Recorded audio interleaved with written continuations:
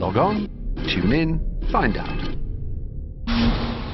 Another good idea from Cambridge.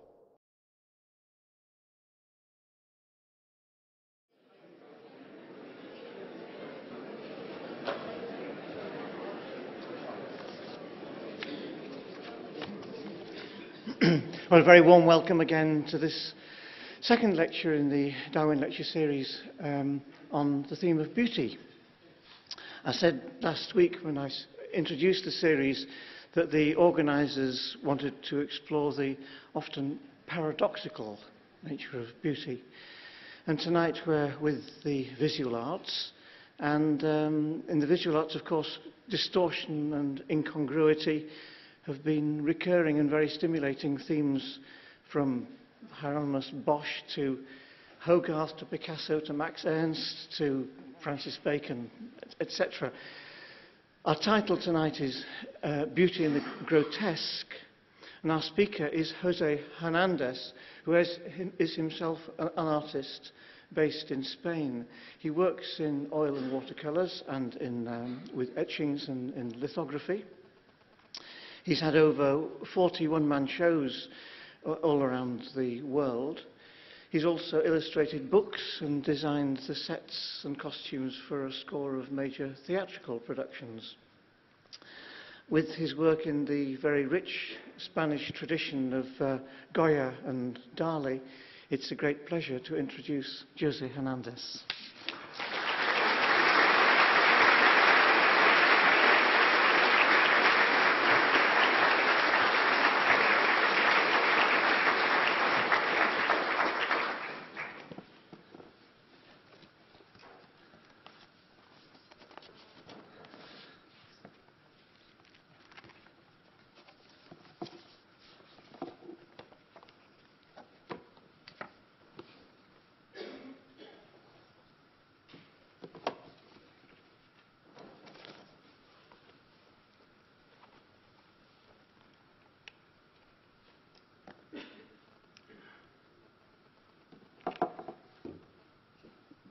Well, ladies and gentlemen, I find myself in something or a quandary. You have done me the signal honor of inviting me to talk to you on the subject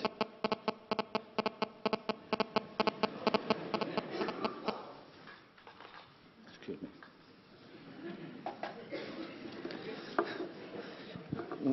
What a beginning.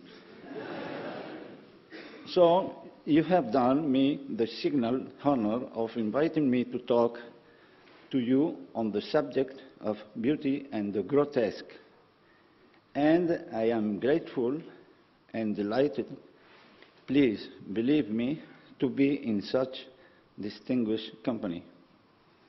But alas, my knowledge of the Queen's English is far from adequate to the task required of me today, and my comments, conceived necessarily in Spanish, have been rendered into your tongue by a native speaker and writer who assured me that the task has been far from easy. I am not surprised, not only because of the very different essences of the two languages, but because writing is not and never has been the natural mode of expression of a painter, and I am not exception to the rule.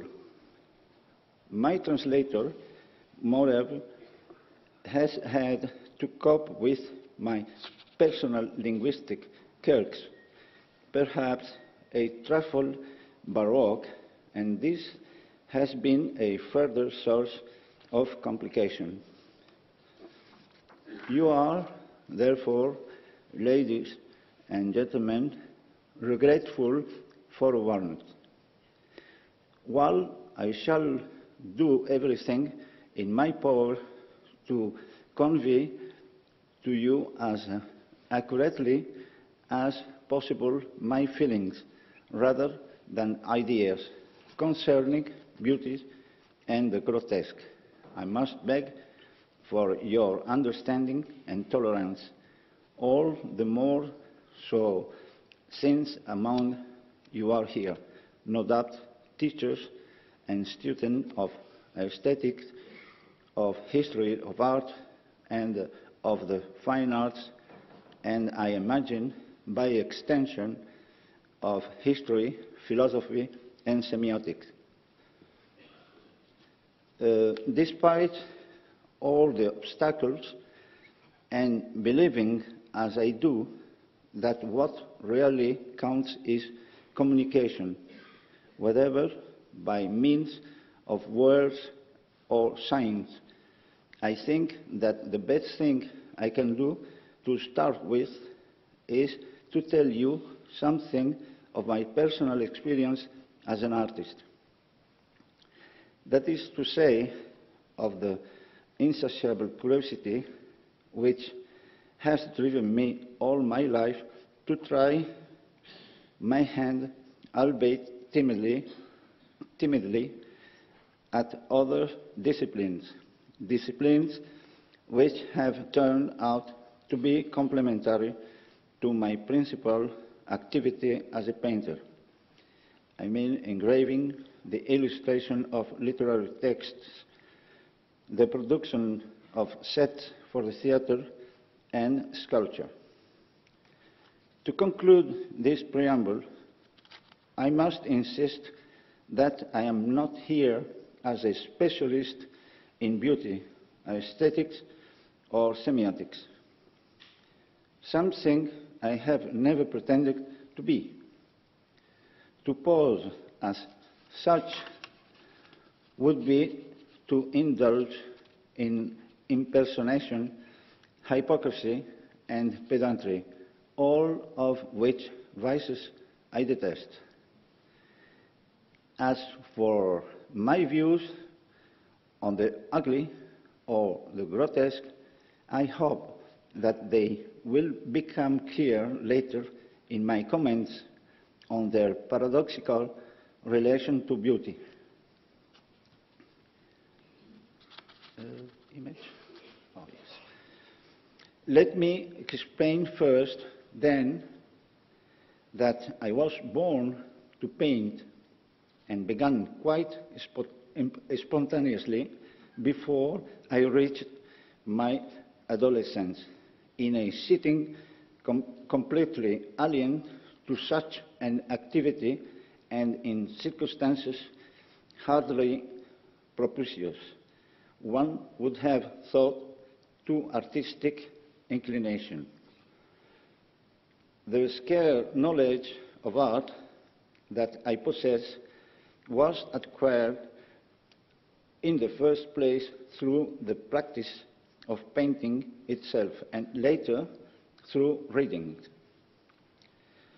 All of this with no other purpose than to become a person, to find my way in the world. My dreams gave rise to more dreams. Some of them, lots of them, began to materialize so much so that I am still part of them. For example, I draw and paint every single day of my life. In those early flights of imagination, I proved, or better, I discovered that beauty existed not only in nature, but also in paintings, words, sounds, and gestures, and so on. Little by little, my naivety began to turn into something more real, something more difficult to cope with. I refer to ignorance. Someday it has to happen, and it did. I realized that painting and creativity were more than simply that. That painting itself was almost of the secondary importance. That one had to go deeper. I grasped that the mere contemplation that I had practiced up to then was tantamount to remaining satisfied with the surface of things. I perceived that things were no longer simply pretty, that some of them, moreover, were beautiful.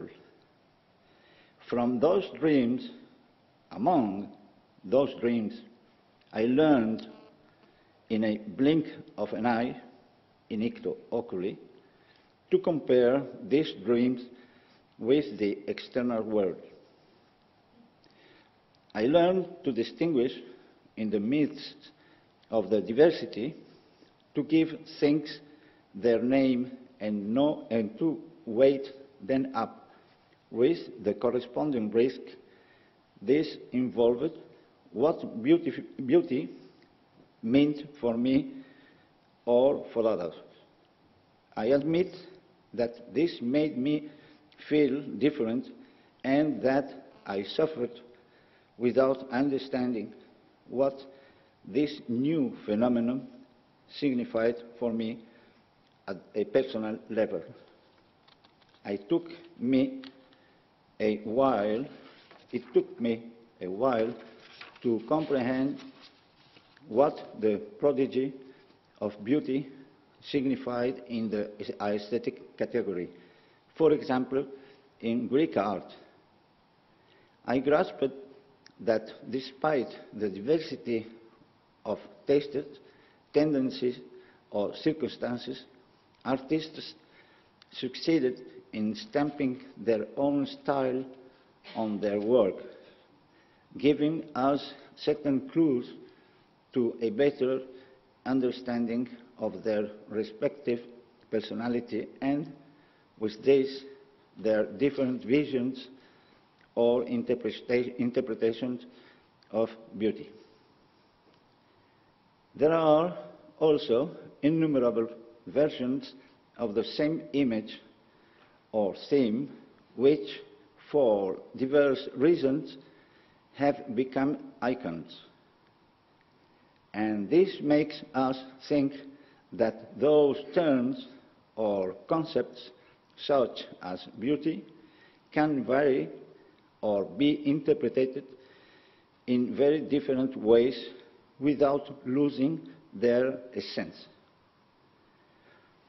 At all events, one cannot believe before starting out to paint that one is in the process of creating beauty, because no matter how exact the formula, if there be such, it is the result that proves whether a work attains the category of the beautiful. Beauty, that is, cannot be fabricated at will. The aesthetic object only manifests itself or fails to do so in the external world once the imagined work has come into existence.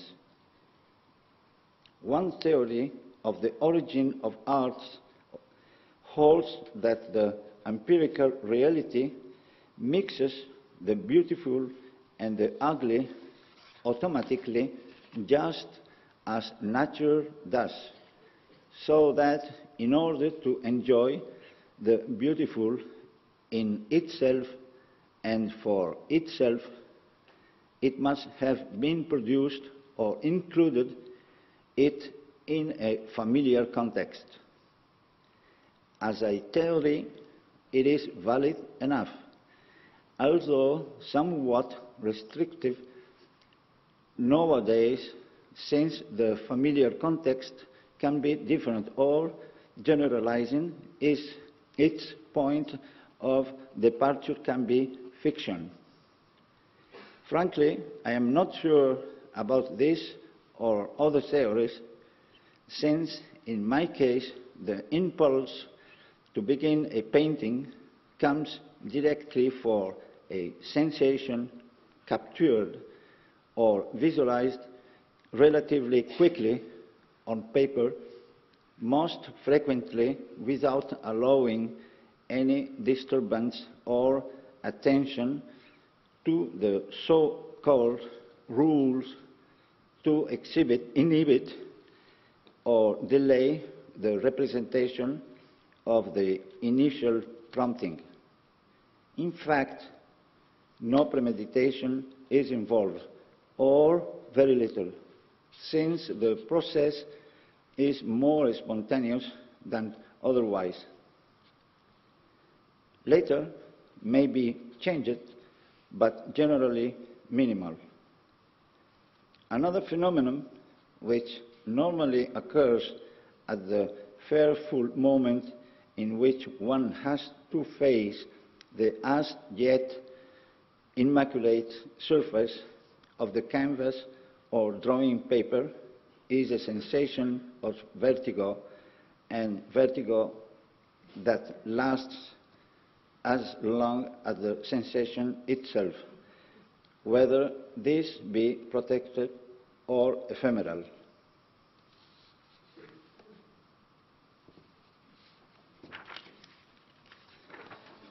Well, this picture could represent any little corner in any studio and of any artist painter.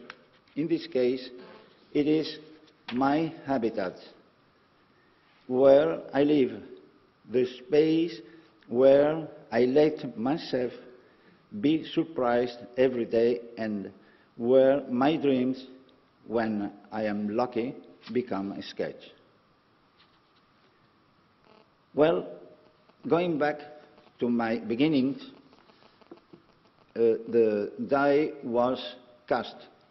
I had to be a painter before all else. That was clear. And I needed to know urgently the answer to a pressing question.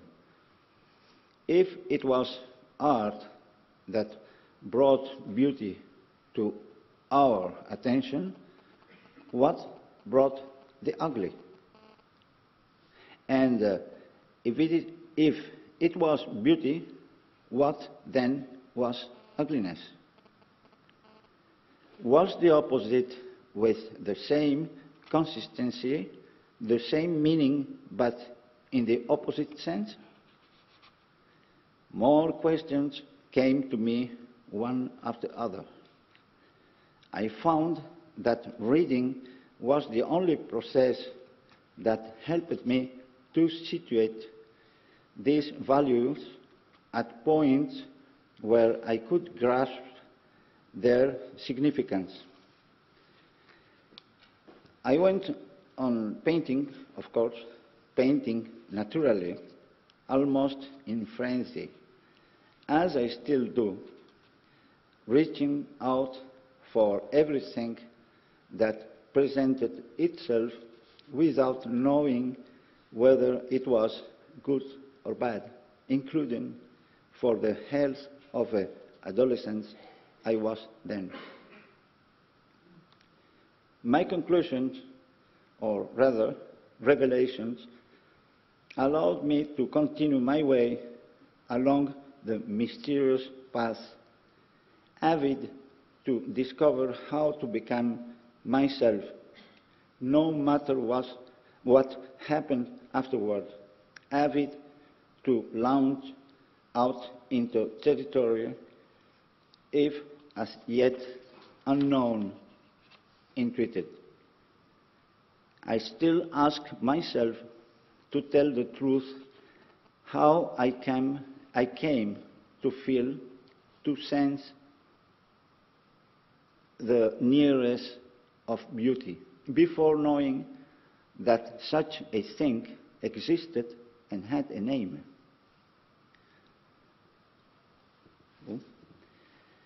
This painting by Diego de Velázquez, the Venice in the Mirror, well known in this country, represents for an artist who could be myself one of the clearest examples of beauty in painting. Evidently, there are other examples by other authors, but of this one in particular, with the objectivity that is required, one could confidently assert that besides the genius of the painter, it represents the balance and the proper measure in the use of its components. It deals with, in the end, a perfect work of art in the formal sense of the term. Putting to one side, for the moment, other considerations such as what might happen to me, the mere intention became what I most yearned for: knowledge of something called beauty and its affinities. I set out as bravely as possible on my search for and initiated by my artistic adventure, convinced that it was my destiny, and an uncertain destiny, to be sure, but one which I felt intuitively would bring me something uniquely different, something inspiring, something that I was looking for and not finding in my current environment. Clearly, my vital interests were now of another order. Painting was no longer merely a representation of what I saw around me, but something invisible that urged me to explore imaginary territories. It was always necessary either to transfer these diffuse imagined onto paper. To feel satisfied, it was enough to have experienced having imagined them, or at most simply to make a few jottings in a notebook. The experience could hardly have been more arresting or better fascinating. The jottings were equivalent to the numerous drawings happened on my desk or pinned to the wall, drawings that later perhaps would be turned or not into paintings and engravings. There were no guarantees, but I have to say that such a system enabled me, and still does, to live my reveries more intensively and pleasurably. The construction of a personal set of values was becoming an essential to me, as was the acquisition of certain technical rudiments. Meanwhile, I never stopped asking myself if ugliness was really the opposite of beauty, and if this were so, what place was occupied by the grotesque? We know that another source of attraction is ugliness. If it is true that the equation ugly is equal to bad exists, we will not be surprised to learn that the one is as ancient as the other, and that both terms were born simultaneously, with the resulting and inevitable doubt concerning the preference for the one or the other. More than when I was concerned to know which were the first criteria used to define the terms beauty, the ugly, the grotesque, the sinister, etc.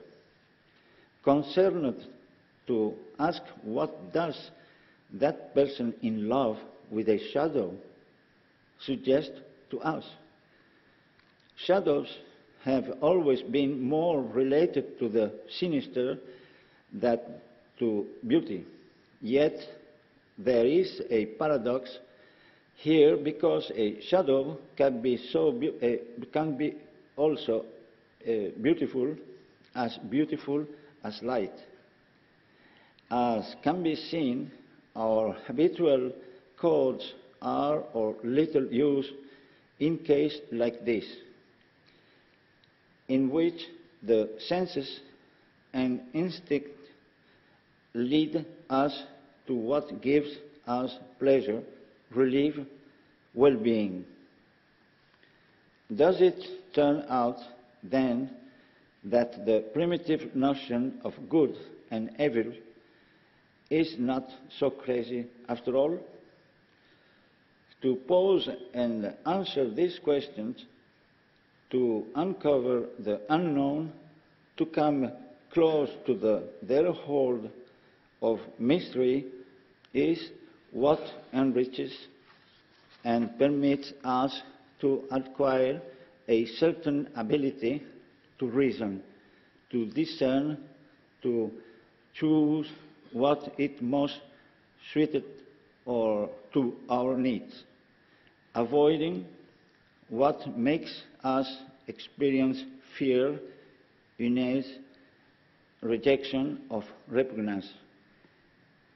Let us admit that this is all very well, although I may disagree at times, but what about the other pleasure, the pleasure produced by transgression, the progress of a metamorphosis, things that can be otherwise? Let us not forget Goya's asseveration that the sleep of reason produces monsters.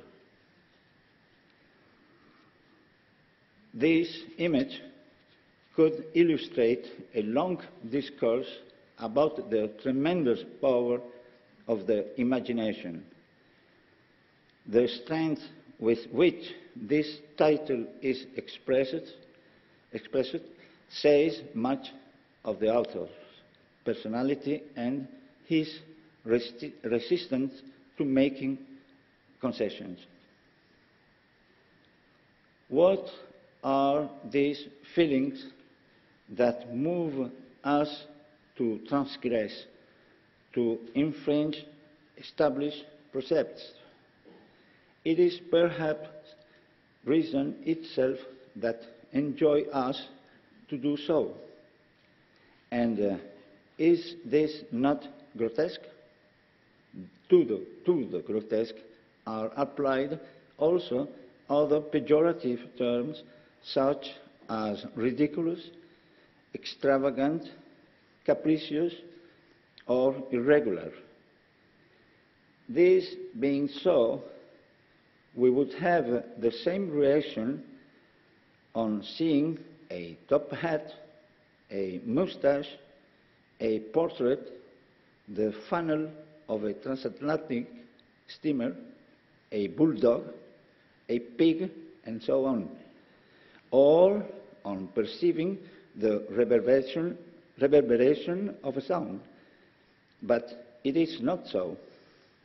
Nothing that man has created can be alien to him, and nobody can deny that these examples are also authentic creations like any other.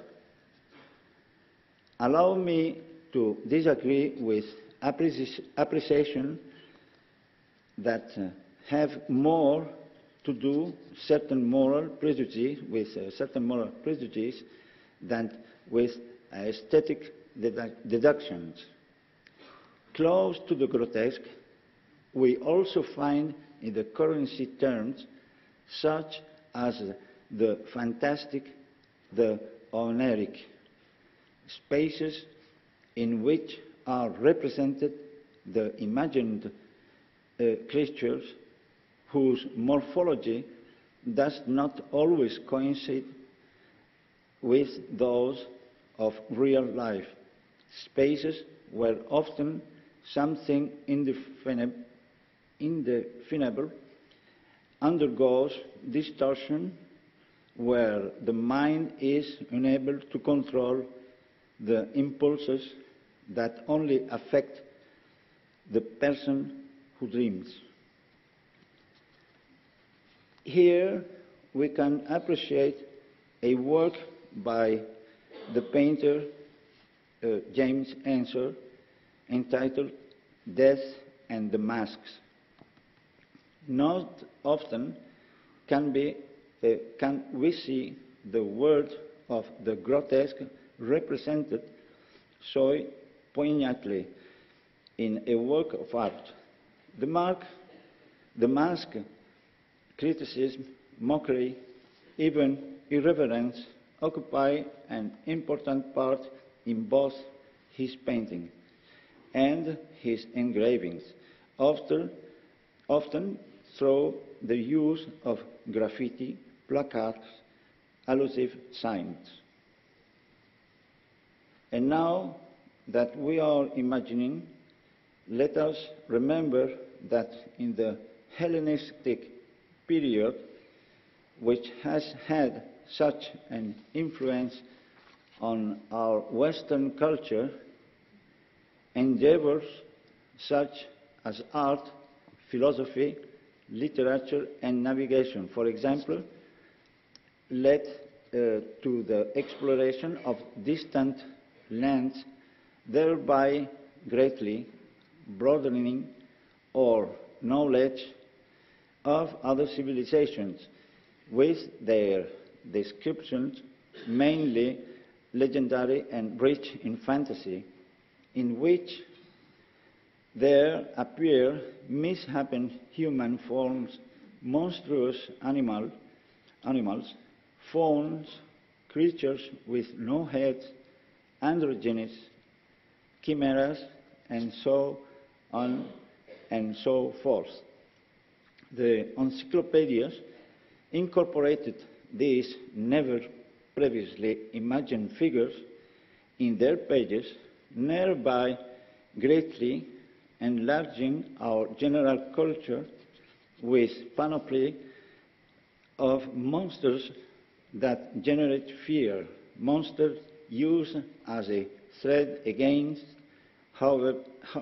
wherever fails to comply with the norms imposed by the power.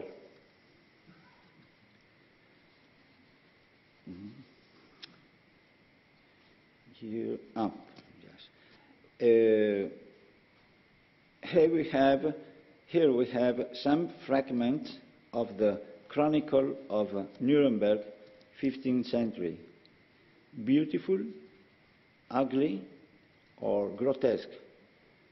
No, they are a product of the imagination, and as such, the materialization of some concrete ideas that render service to a determined discourse, and that is how it is considered.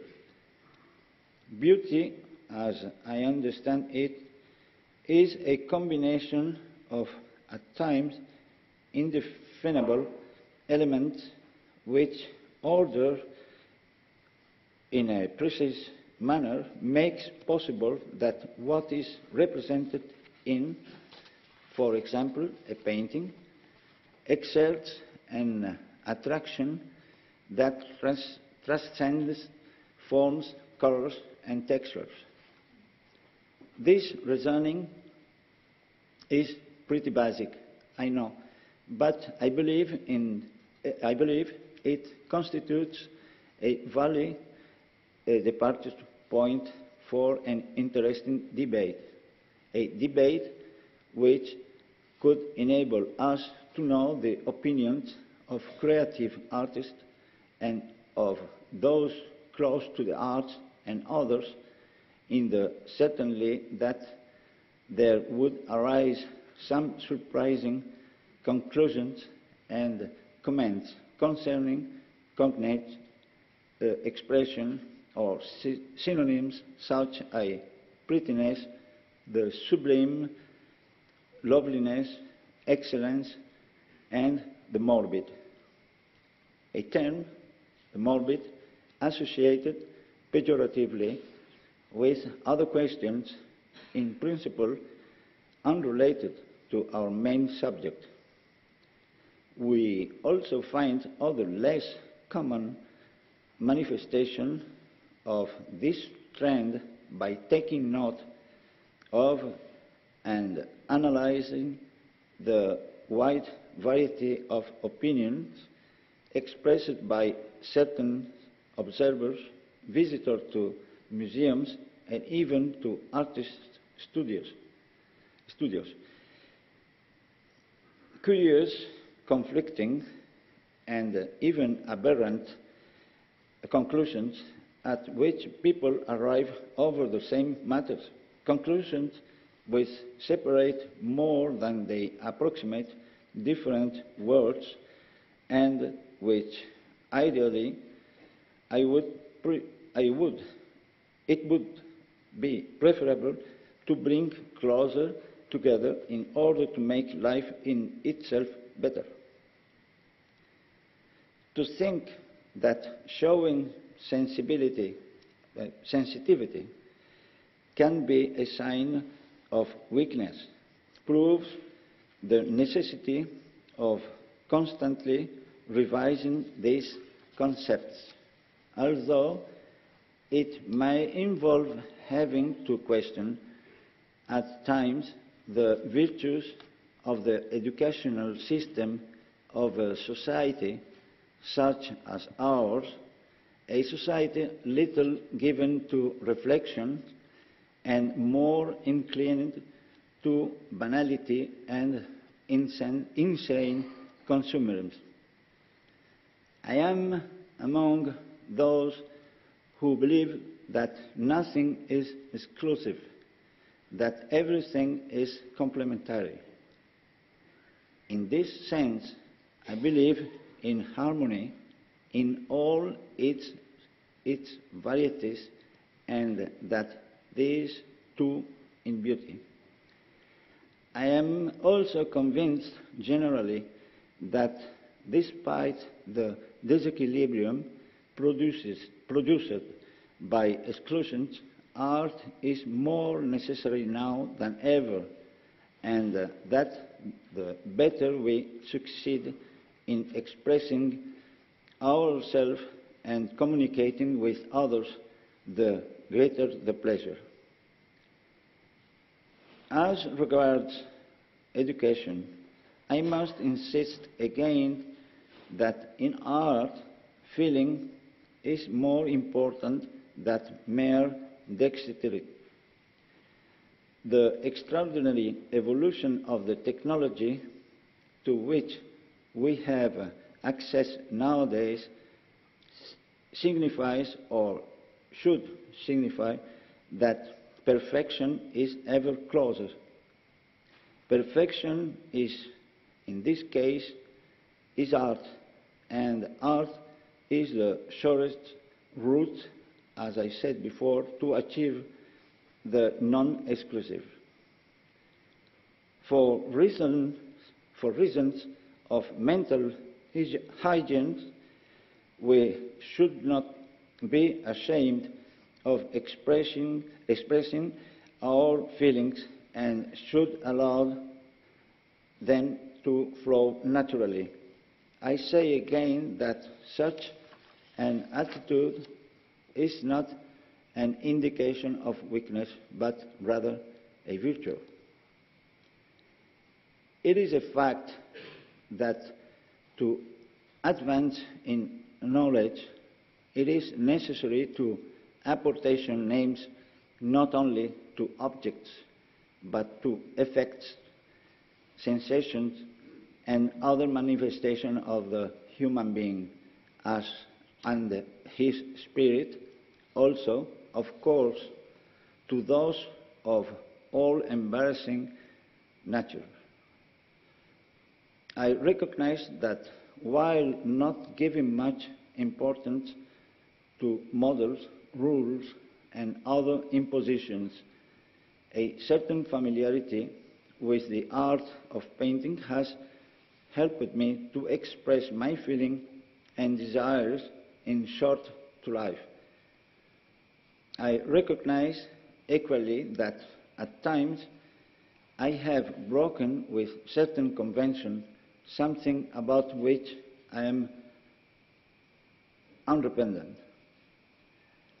The work that I have managed to produce up to now will have to express itself.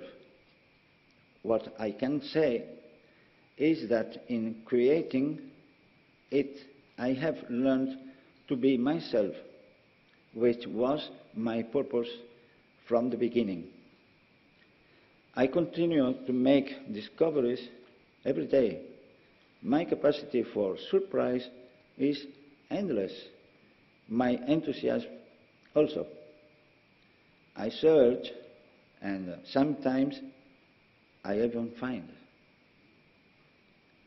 The solitude of my studio will come and stimulate me. The accumulation of diverse objects that surround me disturb me a bit, but they all form part of an atmosphere which it would be difficult for me to live without. They all contribute to a state of mind which encourages me to continue, and that is what I do. As regards atmosphere, I must add that this is precisely the effect I search to achieve in a painting, the effect that enables me to recognize myself in it. The fact that we admit the canon of beauty as a regulating or guiding principle does not mean that it is not subject to different interpretations. What is beyond discussion is that it is a reality, a variable reality, if you like, but a reality. This can be shown by its evolution through the years, gathering along the way, quite naturally, contradictions and paradoxes seemingly irreconcilable. But I repeat, I believe that this is how it should be.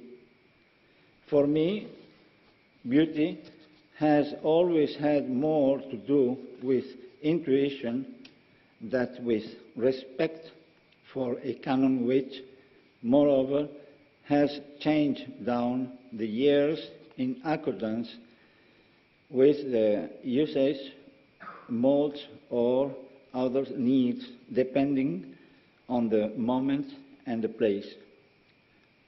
By way of example, it is interesting to note how certain Renaissance authors, much given to didactics, in this case fine art didactics, hold for in certain catalogues of iconography, catalogues in which we find extensive descriptions of beauty that show us a young woman bearing, as well as her own physical attributes, a series of symbolic objects that contribute singularly to exalt her figure.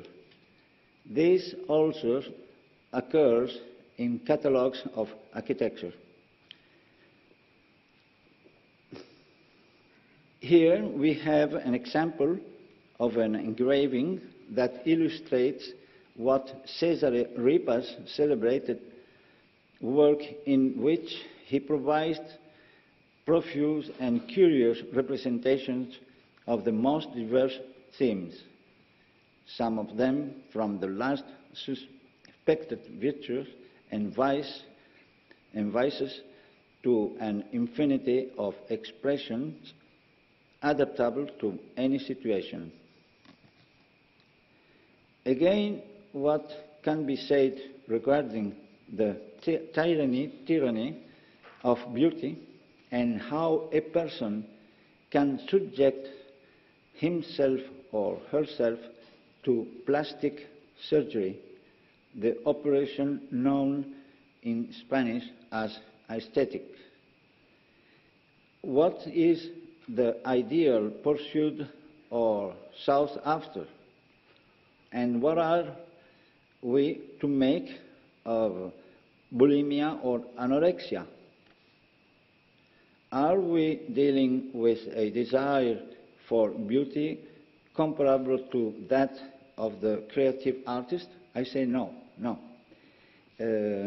I don't think that these developments have affected or modified the essence of the concept. I would say, rather, the opposite, that they have hardly broadened the spectrum, borrowing from the plastic arts one of the most striking antagonisms, the grotesque. The grotesque, frequently considered unjustly a lesser art, was born practically at the same time as classicism in painting and ornamental sculpture.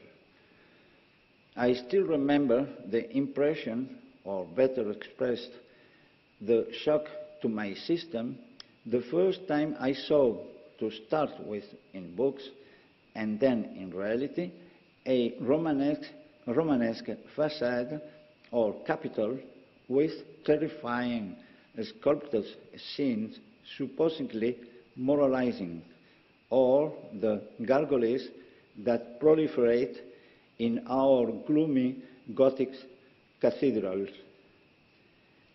It was scary. Chills went down my spine. Now that we are on the theme of morality and exemplarity, were these the best example of beauty? Not exactly. Were they perhaps example of the grotesque? At all events, they were and are works that, stripped of their truculent messages, turn out to be artistically and objectively admirable, although they don't belong to the category of the beautiful or the ugly. And by the way, what is the ugly? Is ugly the opposite of beautiful? Perhaps, or that which doesn't fit in with the infallible formula of a given concept or precept. But let us return to what really interests us. Let us continue to ask what beauty means to us personally. Beauty is what one imagines it to be. It is in the eye of the beholder. However, we must go beyond this celebrated aphorism. It is said, and it seems likely, that the imagination knows no limits. If this is true, it could also be said that if there were limits, they would be or are those of the human being. Often, imagination transforms into beauty what it is not beautiful, and the reverse. Here is the crux of the matter. Idealization is often linked to people's imaginative capacity, and this can cause many surprises. Art is a human product, and as such, it speaks to human beings about themselves. And talking about human beings, let us not forget their capacity to imagine things that are invisible but can be perceived without giving any explication. In the literature and art of the fantastic, it is said we are transported in imagination to unknown worlds where people like ourselves suddenly find themselves in the presence of the inexplicable.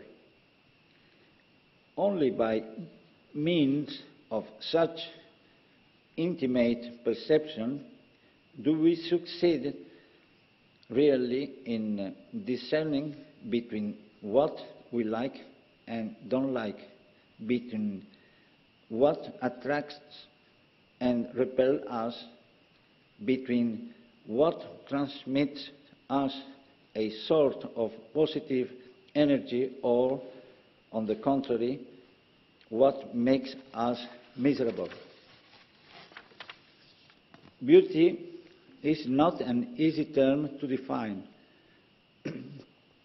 I have often had the sensation that the definition has not always taken in consideration the component mystery, which is undoubtedly contained. We draw closer to the definition. We penetrate deeper, but always for this reason, with the certainty of never arriving to the bottom of the question. Could this also be mystery? As I promised earlier, I am only talking here about my personal experience as a painter. At times, prudence requires that I return to the dilemma. The specialists in this area, not I, are those best equipped to give an intelligible form to these concepts. Painting is my little oracle, my refuge, where I can hopefully throw light these questions, these mysteries. When I am in luck, some of their secrets come to me in a sort of catharsis, a sort of permanent introspection, searching desperately for a way out of the tunnel. In this respect, when I am asked why I am so attracted in painting to themes that fall outside the normal run of things, I usually adopt a dramatic tone and say that I began to paint more out of despair than by vocation. That something impelled me to communicate with my fellow human being by this means and no other. This is the reason why I have never stopped looking for the best, the optimum, for that which I want to imagine lies one end of the tunnel. Returning to beauty, we know that in almost all cultures, the beautiful has always been related with the good and the ugly with the bad. This does not mean that we must accept it as an infallible formula. In fact, it is a simplification which doesn't add anything to our understanding of the subject. Although I recognize that on occasions it has been, if not true, at least useful or helpful for those for whom these sorts of considerations have never been a priority, for those who have never felt the need to cultivate the sensibility that more or less developed exists in all human beings. Some will have been unaware that they possess this ability. Others will have sought to deny it out of shame or for fear of appearing weak, as I said earlier. What is certain is that these values help to shape our taste and, in consequence, what enables us to enjoy our preferences. They facilitate access not only to the work created by mankind, but also to whatever object or telluric manifestation that can be perceived or felt as beautiful. So far, I have been talking about the significance that beauty has for me, mentioning briefly its antagonist, the grotesque, and locating this between beauty and the ugly. But this is not inexact, for which reason it is necessary, if not to establish fixed boundaries, at least to explore the differences involved, on some occasions evident and irrefutable. Sometimes it is difficult to pinpoint these concepts satisfactorily, but according to widespread agreement, they are not as ambiguous as is commonly thought. There are those who maintain the hypothesis that in the wide universe of the grotesque, there is also room for beauty. In dealing with the grotesque, it comes to be a similar complexity and with many elements common to both, although each one has its own particularity.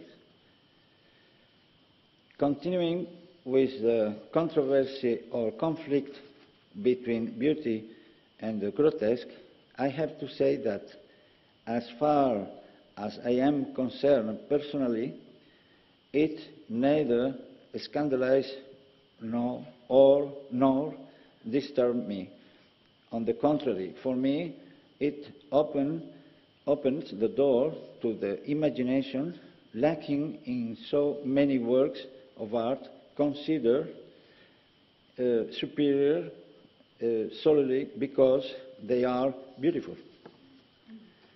Even the most orthodox authorities recognize or appreciate the beautiful elements contained in certain works deemed grotesque. I don't believe it is necessary to explain what the person contemplating these paintings distinguishes between one which usually offers a descriptive interpretation of certain scenes, while others shows composition, also very suggestive, arranged haphazardly, although not always. In both cases, they reveal an undoubted virtuosity or preciousness. These works may not be great art, but it is nonetheless true that in this representation intervene on equal terms what we could call good taste, exuberant imagination, and other geometrical or purely pictorial elements of the first order. This is a fragment chosen at random of the mural painting of the triclinium in Villa Carmiano on the theme of Neptune and Amymone in the 1st century before Christ, after Christ, on the Verano Hill, Gulf of Naples. In my judgment, the feminine figure is of extraordinary beauty in spite of having been extracted from a conjuncture which has been denominated grotesque for purely formal reasons. In general, these basically decorative paintings contain a considerable amount of competent workmanship, skill, and a remarkable technical ability. It is true that taken as a whole, their discourse is more superficial, dispersed, and at times unsubstantial, and apparently of little depth compared with those other works termed major. Now is when one realizes how much fascination or passion we put in our contemplation or study of their works, and also when, at times, the doubts arise. Whatever our conclusion, and judging by the denominating aesthetics of the majority of the elements that surround us, is our daily life, the fact is that we need beauty as well as grotesque.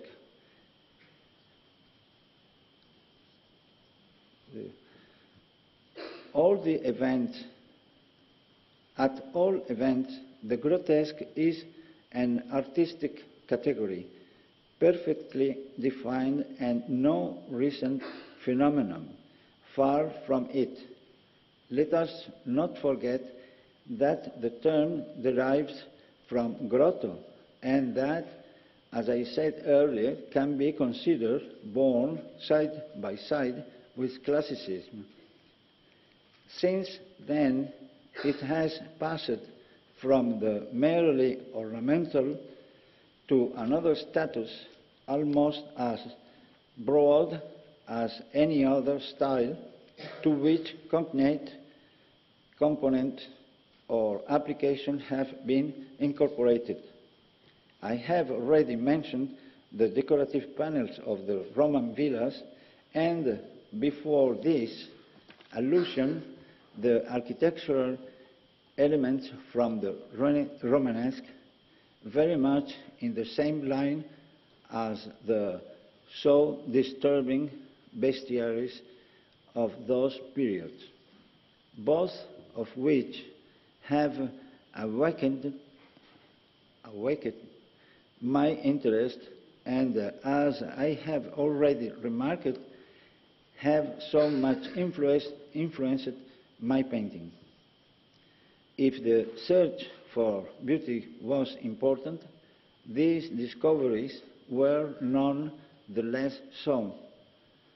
It would seem that all of this is what I needed in order to define my identity and to continue exploring those apparently opposed worlds. In my search and through the study of the Renaissance above all in Italy, I found more peace of mind. I could extract aesthetic and technical benefits. Learning was decisive. Accompanied by these findings, I added my interest in the Baroque, where beauty and the grotesque were melted down into something close to ugliness, even if this may sound a bit audacious.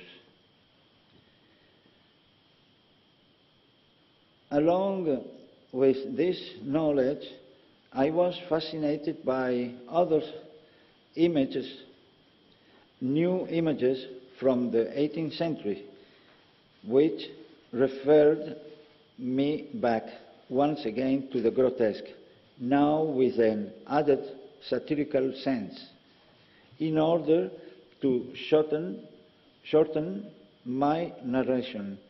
Let us go to the end of the 19th century and the beginning of the 20th, a period when the grotesque, virulent criticism, satirical, and finally the protest becomes the order of the day. This sketch by George Groth belongs to the series Ex Homo from the 20s. It is a fragment of a report, sometimes ruthless, on the convulsed society in Germany between the wars. These works do not only remain a criticism, but have a place in the great history of universal art by dint of their understanding, one might say, indisputable quality. We find the same thing in literature and in the theatre, from domestic comedies to rural dramas. And let us not forget fashion and its striking and extravagant complements. Those Archibaldesque hats made of fruits or with taxidermic jewels, for example, birds in a nest, the leopard skin coat and tube-like skirt, the design of a dragonfly lamp to a bridal gown like a wedding cake, or the design of a exquisite funeral statuary of the nearest cemetery. At some point, I took the liberty of saying somewhat boldly that in art nothing is exclusive, which doesn't mean, of course, that everything is valid. And if it were necessary to clinch this point, I would say that the practice of exclusion involves serious risk and that artistic creation adopt widely varying forms that occupy quite legitimate areas that, while very different, nonetheless are complementary. To travel in a single direction, except when driving down on one-way street, is, in my view, a great mistake. Diversity enriches by its own nature, and this begins. So, art embraces an infinite variety of objects and effects for its own benefit. Orthodoxy, if we will, resides in the ideas and the method. Painting as a medium is the result of a mixture of diverse materials that provide, in their most basic application, texture and color. In my opinion, systematic exclusion is bad practice. Positive values are positive in themselves and not by the elimination of what we think insuitable. The practice of exclusion, I think, can lead us a sort of undesirable limitation.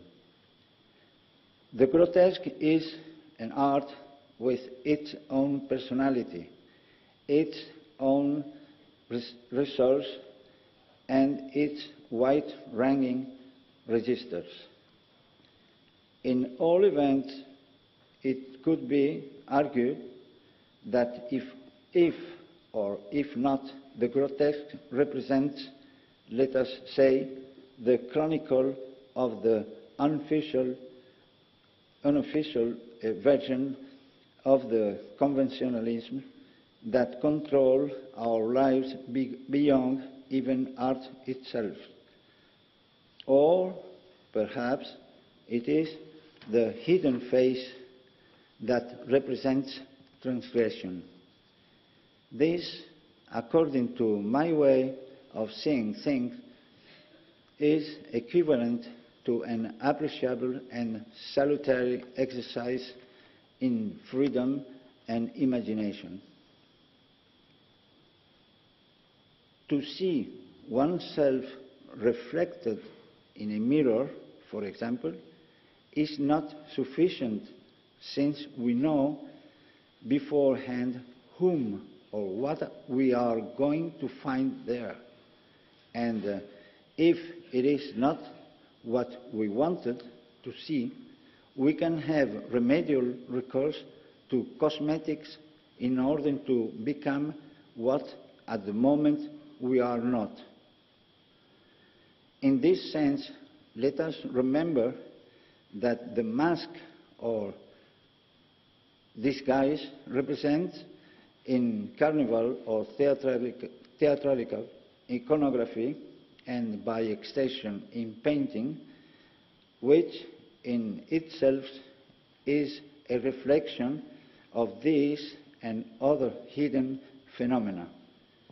It may be debatable, but in imagined world, it's natural that only the imagination is really real. This apparent incongruity reminds us that in these questions one must trade variety because the nuances acquire an enormous importance.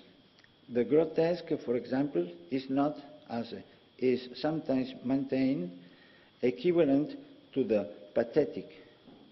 The grotesque has been considered as a classical and concrete allegorical style, and this means that the synonyms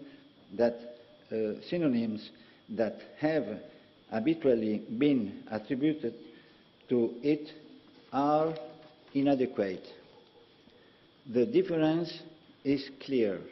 Examples such as this one are commonly found in conversations almost always informal, for which reason I prefer to qualify this error as linguistic lapses, since anyone who embarks on a discussion of the subject knows full well that they won't be talking about the same thing. Well, ladies and gentlemen, if this lecture seems a bit chaotic, I must ask once again for your indulgence. If it were not for the fact that, and here I repeat myself, that I am an artist, not a critic or art historian, I am sure it will make more sense. As I said at the beginning, my first attempt is painting were those natural and inevitable in the case of a youth absolutely ignorant of the medium and whose only desire was to somehow represent those elements he found within himself, alien to the external world. Given my introverted personality, painting provides me with the life-enhancing sensation that at last, I was communicating with something, with somebody. This enthralled me to such an extent that I thought about it constantly.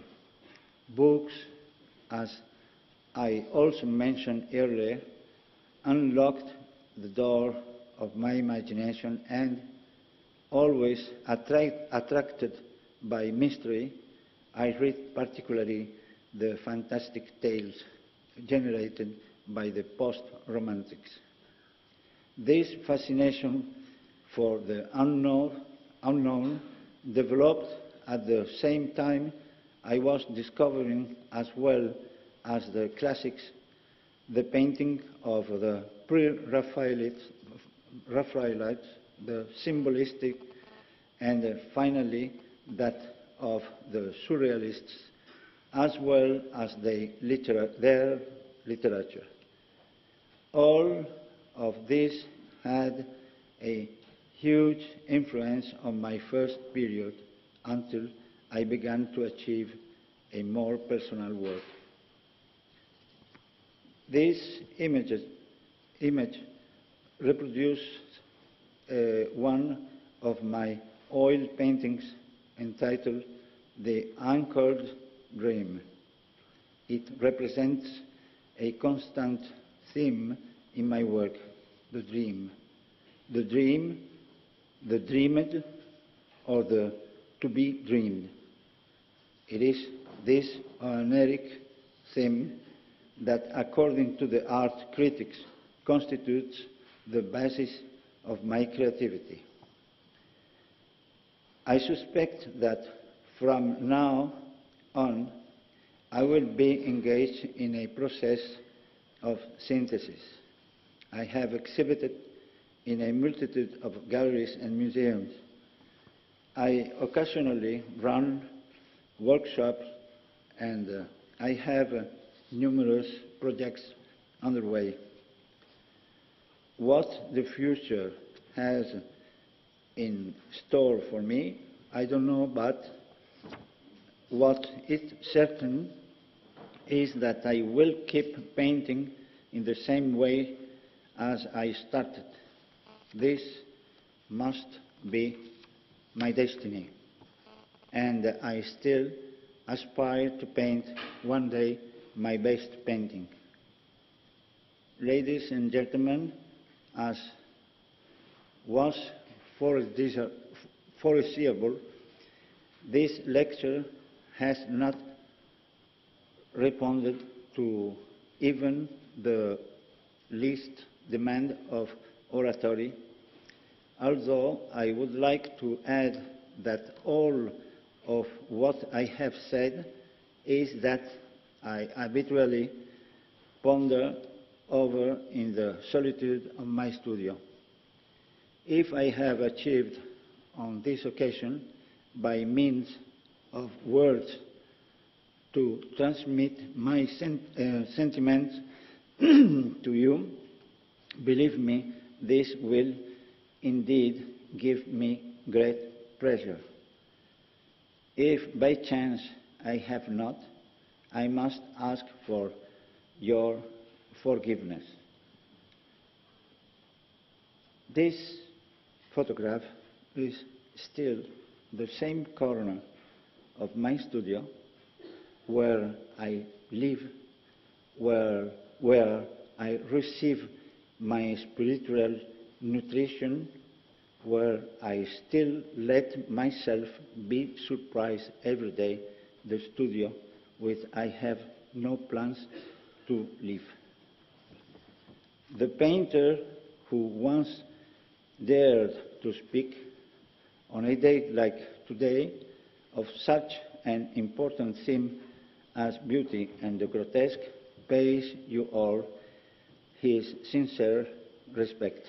Thank you very much.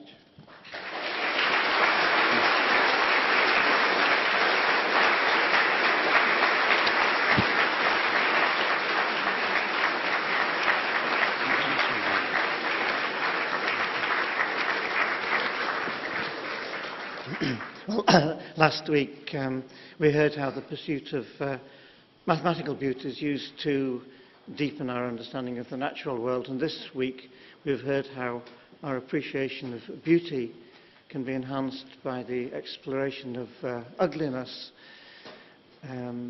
José Hernandez has shown us how the visual arts use incongruity and distortion to draw attention to reality. And it has been fascinating to hear so creative an artist discussing his own creativity.